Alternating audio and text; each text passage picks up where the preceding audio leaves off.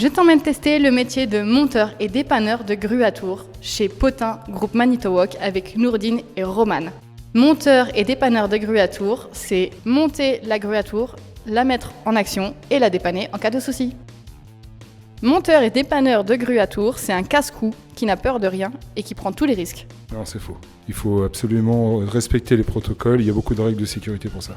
Monteur et dépanneur de grue à tour, quand il était petit, il passait sa vie à jouer aux Lego techniques et aux jeux de construction. Vrai, c'est vrai. Monteur et dépanneur de grue à tour, on le voit pas souvent sur un chantier. Quand la grue est montée, basta, il file. Non, absolument pas. Il y a encore plein de réglages à faire, des réglages de sécurité. Il faut calibrer les machines et ensuite s'assurer qu'il ne manque rien sur la machine. Monteur et dépanneur de grue à tour, il n'a pas besoin d'aller à la salle de sport pour le summer body, il lui suffit d'aller travailler et de prendre le soleil. C'est vrai et c'est faux, c'est toujours bien de s'entretenir à côté aussi. Monteur et dépanneur de grue à tour, il se contente d'empiler des morceaux d'un puzzle XXL. Non, absolument pas. Justement, on répète encore le protocole et il faut s'assurer que tout soit bien assemblé. Et il y a de l'électricité, il y a de l'hydraulique, il y a plein de calibrages à faire aussi. Métier d'avenir. Il y a beaucoup de possibilités d'évoluer et il y a énormément de formations en interne. Toujours s'adapter aux chantiers, qui sont toujours différents, aux modèles de grue et aux méthodes de montage qui sont aussi différentes. Métier d'extérieur. On est tout le temps dehors. On bosse partout, en ville, dans la montagne, à l'étranger et même sur les toits de Paris. Sociabilisé, en monteur, on est toujours en équipe. Le dépanneur sera très souvent tout seul. Métier très rigoureux. Beaucoup d'organisation, beaucoup d'assiduité et beaucoup de respect des règles de montage et tout ce qui va avec. Horaire décalé. On commence très tôt, on se fait des bonnes journées et il se peut qu'on ait aussi un peu de route à faire. Pas télétravail du tout. J'ai jamais réussi à faire passer ma clé à molette à travers ma fibre optique. Métier physique. Et au montage et au dépannage. Et quand tu montes. Et surtout quand tu montes. Les deux, autant en France qu'à l'international, si on nous le demande et si on le souhaite bien sûr. Nomade, principalement pour faire pas mal de chantiers, que ce soit dans nos régions au point de rattache ou même à l'étranger. Le risque zéro n'existe pas, mais si on suit les protocoles de sécurité qui nous sont imposés, on travaille en sécurité. Métier qui change et qui évolue énormément avec le matériel ainsi que les outils.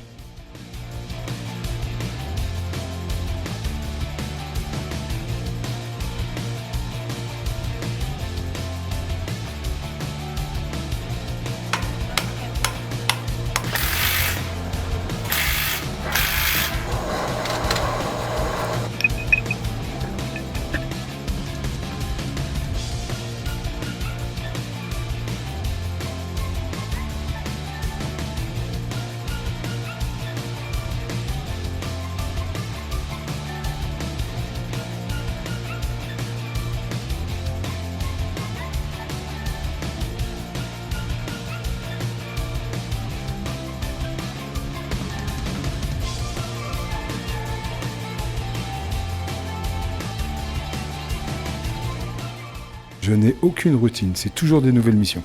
Et moi je dirais la perspective d'évolution et la possibilité de formation. La météo, le vent est vraiment un facteur aggravant pour nous. On est contraint de survivre en permanence s'il n'y a pas des alertes météo. Et moi je dirais l'amplitude horaire, mais en contrepartie on travaille 4 jours semaine. Rigoureux, Autonome, précis, savoir travailler en équipe, très observateur, très organisé, à l'écoute. la bienveillance. Le vertige, il y a des très grandes sensations de vide quand on est en haut sur la mâture. Et moi je dirais que si on n'a pas l'équilibre, il faut pas le faire. Quel est le conseil que tu aurais aimé recevoir avant de te lancer dans le métier ? Avec l'expérience, je pense que j'aurais dû étudier beaucoup plus les langues étrangères.